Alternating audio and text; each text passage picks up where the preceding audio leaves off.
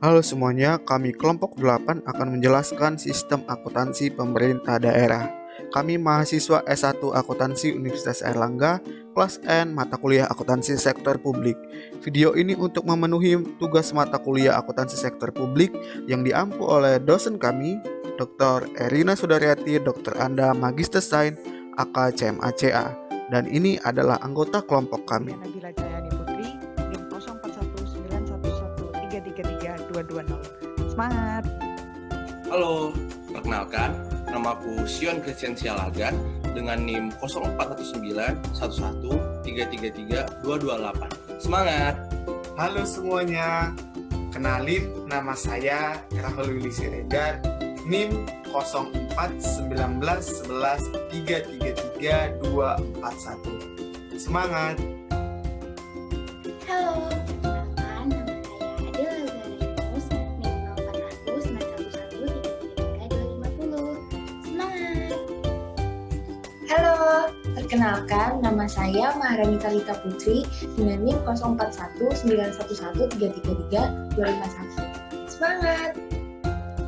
Halo, perkenalkan nama saya Naflawi Rahman dengan NIM 041911333252. Semangat!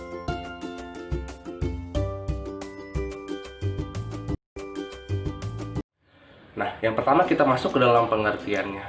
Jadi, di dalam peraturan pemerintah nomor 24 tahun 2005, SAPD itu adalah serangkaian prosedur manual ataupun yang terkomputerisasi mulai dari pengumpulan data, pencatatan, pengintisaran, dan pelaporan posisi keuangan serta operasional. Yang kedua, menurut Abdul Halim dalam buku akuntansi keuangan daerahnya. Jadi, SAPD itu adalah sistem akuntansi yang meliputi proses pencatatan, penggolongan, penafsiran, peringkasan transaksi atau kejadian keuangan, serta pelaporan keuangannya dalam rangka pelaksanaan APBD yang dilakukan dalam berbagai prinsip akuntansi yang sudah diterima secara umum. Dari dua pernyataan tersebut, kita bisa menyimpulkan bahwa SAPD itu adalah serangkaian prosedur mulai dari proses pengumpulan data, pencatatan, pengiktisaran, sampai dengan pelaporan keuangan dalam rangka pertanggungjawaban pelaksanaan APBD yang dapat dilakukan secara manual atau menggunakan aplikasi komputer. Selanjutnya, kita masuk ke tujuan dan fungsi SAPD itu. Jadi, tujuan SAPD itu ada 3. Yang pertama itu adalah akuntabilitas. Nah, akuntabilitas itu tujuannya adalah memberikan informasi keuangan yang lengkap, cermat, dalam bentuk dan waktu yang tepat, yang berguna bagi pihak yang bertanggung jawab, yang berkaitan dengan operasi unit-unit pemerintah. Yang kedua adalah manajerial. Jadi, akuntansi pemerintah itu harus menyediakan informasi keuangan yang diperlukan untuk perencanaan, penganggaran, pelaksanaan, pemantauan, pengendalian anggaran, perumusan kebijaksanaan, dan pengambilan keputusan, serta penilaian kinerja pemerintah. Yang ketiga, ada pengawasan. Jadi, akuntansi pemerintah harus memungkinkan terselenggaranya pemeriksaan oleh aparat pengawasan fungsional secara efektif dan efisien. Nah, selanjutnya ada fungsi SAPD. Jadi, fungsi SAPD itu yang pertama adalah menjaga aset. Yang kedua, menyediakan informasi yang akurat. Dan yang ketiga, menyediakan informasi yang dapat dipercaya. Dan yang keempat, sekaligus yang terakhir, menyediakan informasi yang berguna untuk perencanaan pengelolaan. Oke baik, tadi kita sudah mendapat gambaran umum mengenai pengertian, tujuan, dan fungsi dari sistem akuntansi pemerintahan daerah. Nah, selanjutnya kita akan membahas karakteristik dari sistem akuntansi pemerintahan daerah atau SAPD. Sebenarnya sistem akuntansi pemerintahan daerah dan sistem akuntansi pemerintahan pusat memiliki karakteristik yang sama.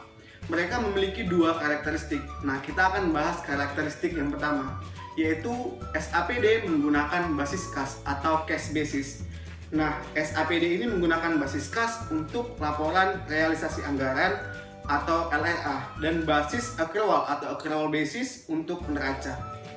Dengan basis kas, pendapatan diakui ketika saat diterimanya kas oleh rekening kas daerah, serta nantinya belanja diakui dan dicatat pada saat dikeluarkannya kas dari rekening kas daerah. Hal tersebut tentu saja sangat terbatas karena informasi yang dihasilkan hanya berupa kas yang terdiri dari informasi kas masuk, kas keluar, dan saldo kas.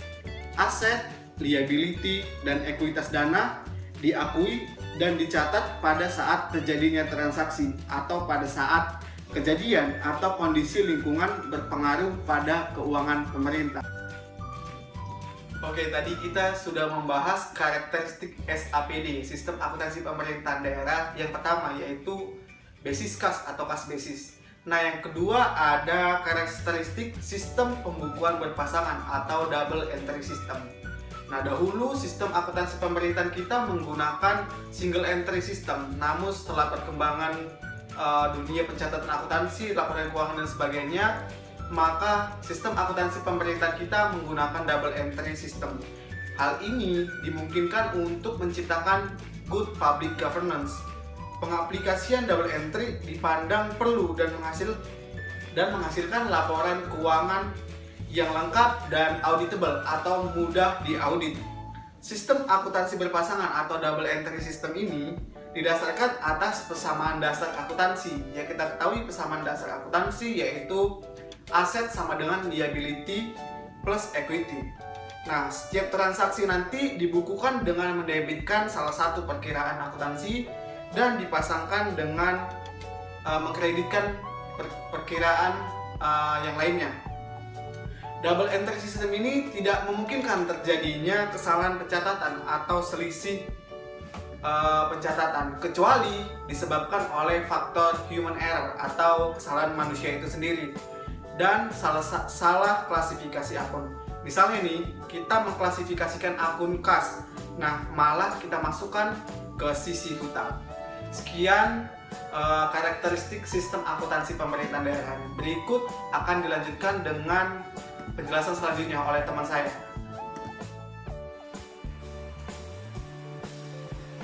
Setelah ini, saya akan membahas mengenai sistem akuntansi di PPKD. Sebelum itu, terlebih dahulu kita harus tahu apa itu PPKD. PPKD adalah Kepala Satuan Kerja Pengelola Keuangan Daerah yang mempunyai tugas untuk melaksanakan pengelolaan APBD dan bertindak sebagai bendahara umum daerah atau yang kita sebut sebagai BUD.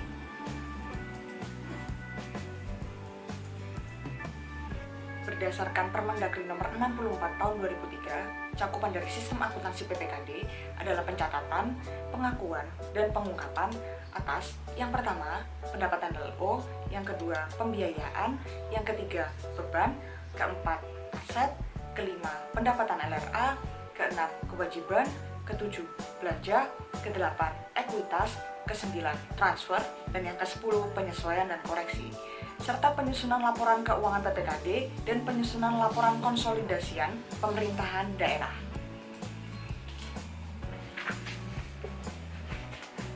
Berdasarkan PP nomor 71 tahun 2010, terdapat 5 laporan keuangan yang dibuat oleh PPKD. Yang pertama, laporan realisasi anggaran. Yang kedua, neraca. Yang ketiga, laporan operasional. Yang keempat, laporan perubahan ekuitas. Dan yang kelima, CALK atau catatan atas laporan keuangan.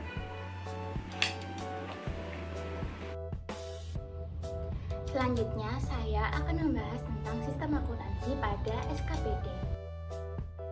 Pengertian sistem akuntansi pada SKPD sendiri merupakan suatu perangkat daerah pada pemerintah daerah selaku pengguna anggaran atau pengguna anggaran. Adapun prosedur-prosedur yang terdapat dalam sistem akuntansi SKPD terdiri dari 4 prosedur. Yang pertama ialah prosedur akuntansi pendapatan, lalu ada prosedur akuntansi belanja, ada prosedur akuntansi aset, dan yang terakhir ialah prosedur akuntansi non-kas. Menurut Permendagri 64 tahun 2013, terdapat 5 komponen laporan keuangan yang terdapat pada SKPD. Yang pertama ialah laporan perubahan ekuitas, yang kedua ialah laporan perubahan saldo akademik, yang ketiga ialah laporan realisasi anggaran, yang keempat ialah laporan operasional, dan yang kelima ialah neraca. Lalu, untuk melakukan pencatatan transaksi pada SKPD akan dicatat pada 2 buku besar, yaitu buku besar kas dan buku besar aktual.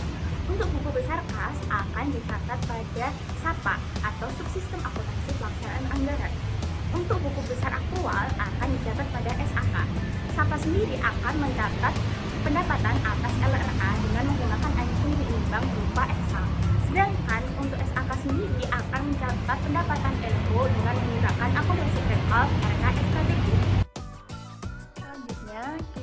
membahas mengenai komponen dari laporan keuangan pemerintah. Apa saja sih komponen dari laporan keuangan pemerintah? Menurut Peraturan Pemerintah Nomor 71 Tahun 2010, laporan keuangan pemerintah terdiri dari laporan pelaksanaan anggaran atau budgetary report yang terdiri dari laporan realisasi anggaran dan laporan perubahan saldo anggaran lebih.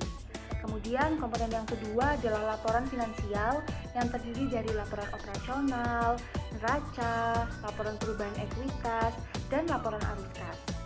Nah, komponen yang ketiga adalah catatan atas laporan keuangan.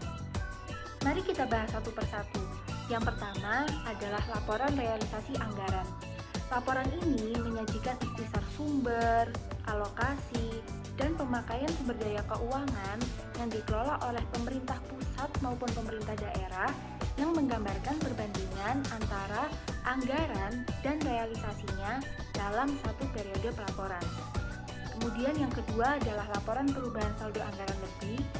Laporan ini menyajikan informasi kenaikan atau penurunan saldo anggaran lebih tahun pelaporan dibandingkan dengan tahun sebelumnya. Yang ketiga adalah neraca. Neraca ini menggambarkan posisi keuangan suatu entitas pelaporan mengenai aset, kewajiban, dan ekuitas pada tanggal tertentu. Yang keempat adalah laporan operasional. Laporan ini menyajikan ikhtisar sumber daya ekonomi yang menambah ekuitas dan penggunaannya yang dikelola oleh pemerintah pusat maupun pemerintah daerah untuk kegiatan penyelenggaraan pemerintahan dalam satu periode pelaporan. Kemudian, yang kelima adalah laporan arus kas. Laporan ini menyajikan informasi kas yang terkait dengan aktivitas operasi, investasi, pendanaan, dan transitoris yang menggambarkan saldo awal, penerimaan, pengeluaran, dan saldo akhir kas pemerintah pusat ataupun daerah selama periode tertentu. Kemudian yang keenam adalah laporan perubahan ekuitas. Laporan ini menyajikan informasi kenaikan atau penurunan ekuitas tahun pelaporan dibandingkan dengan tahun sebelumnya. Nah, yang terakhir adalah catatan atas laporan keuangan. Catatan ini meliputi penjelasan naratif atau rincian dari angka-angka yang tertera dalam laporan-laporan sebelumnya, seperti laporan realisasi anggaran, laporan perubahan saldo anggaran lebih, laporan operasional, laporan perubahan ekuitas, neraca, dan laporan arus kas. Selain itu, catatan atas laporan keuangan juga mencakup informasi mengenai kebijakan akuntansi yang dipergunakan oleh entitas pelaporan dan informasi lain yang diharuskan dan dianjurkan untuk diungkapkan di dalam standar akuntansi pemerintah serta ungkapan-ungkapan yang diperlukan untuk menghasilkan penyajian laporan keuangan secara wajar. Nah, selain laporan keuangan pokok seperti yang sudah disebutkan, entitas pelaporan wajib menyajikan laporan lain dan atau elemen informasi akuntansi yang diwajibkan oleh ketentuan peraturan perundang-undangan atau statutory report. Lalu yang selanjutnya, saya akan membahas mengenai penerapan dalam menunjang efektivitas pengelolaan laporan keuangan daerah. Pemerintah daerah dalam pengelolaan keuangannya dikatakan mencapai efektivitas apabila penyelesaian kegiatan atau proyek pemerintah bisa tepat pada waktunya dan di dalam batas anggaran yang tersedia, atau dengan kata lain telah mencapai tujuan dan sasaran seperti yang direncanakan sebelumnya. Sehingga dapat kami simpulkan, efektivitas keuangan daerah adalah yang pertama, penyelesaian kegiatan secara tepat waktu. Yang kedua, penyelesaian kegiatan sesuai dengan batas anggaran yang tersedia. Yang ketiga, pencapaian tujuan dan sasaran sesuai dengan rencana.